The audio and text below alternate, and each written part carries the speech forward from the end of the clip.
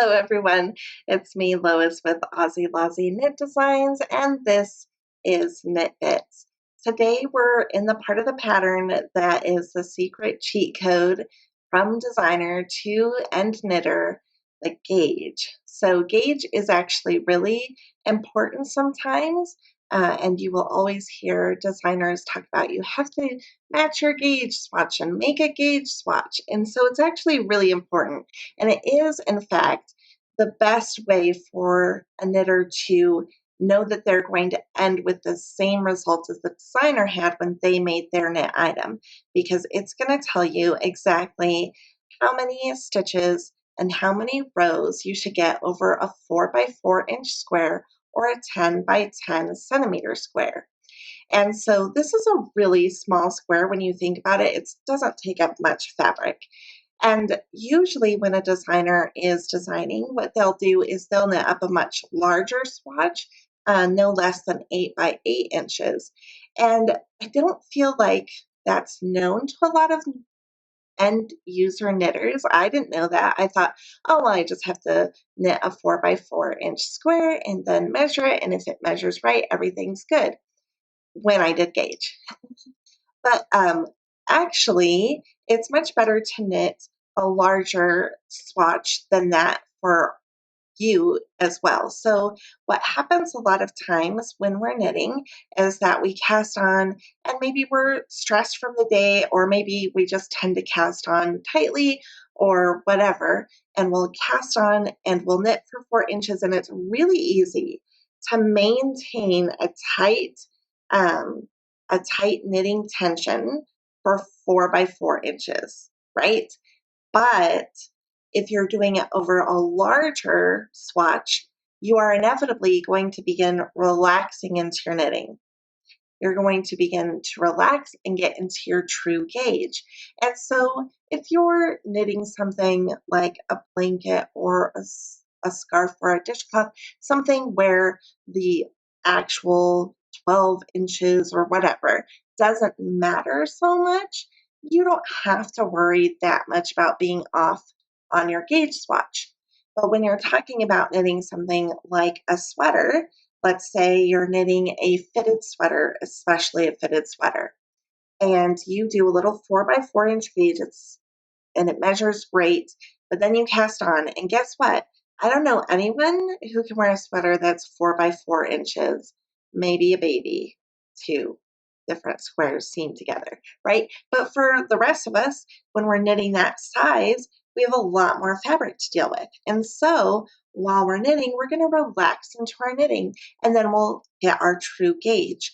And so what happens then if you're knitting a fitted sweater and you do a 4 by 4 inch gauge and it matches out, and then you begin knitting the larger sweater, you relax into your knitting, and all of a sudden that fitted sweater is no longer fitted.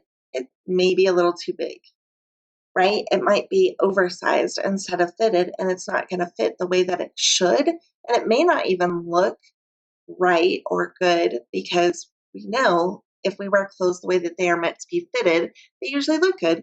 If we wear them the way that they weren't intended, then it doesn't usually work out too well, right?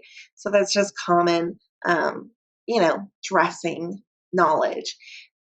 So what you want to do is you want to knit a larger swatch. And especially if you're doing a sweater, this can feel like a big burden, because already knitting a sweater can be a lot of work, and also a lot of yarn.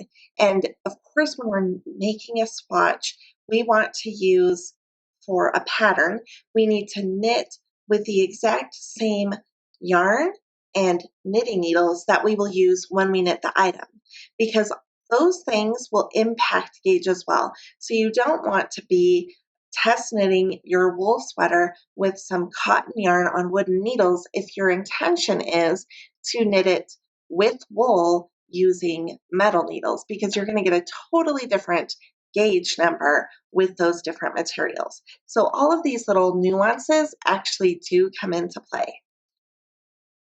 For most items, the most important thing to match is the stitch gauge.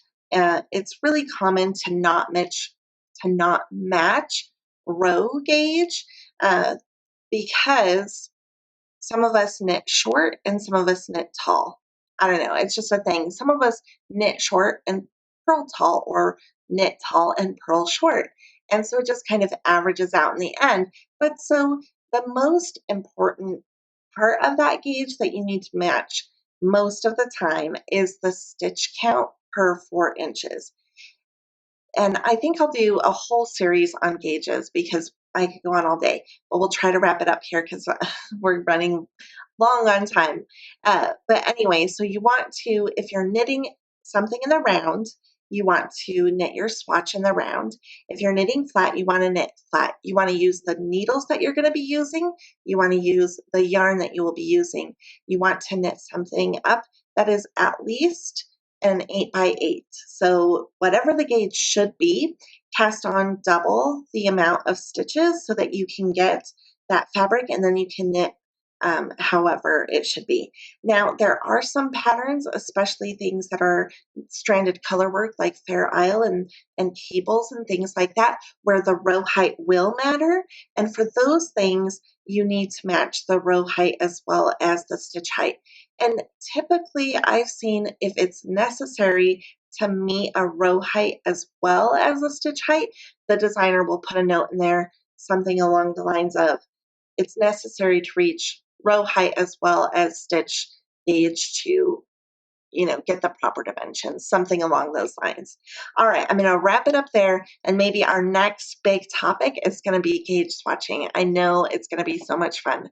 I'll see you all next time. Oh, if you like this video, hit like, share, and subscribe. Thanks so much.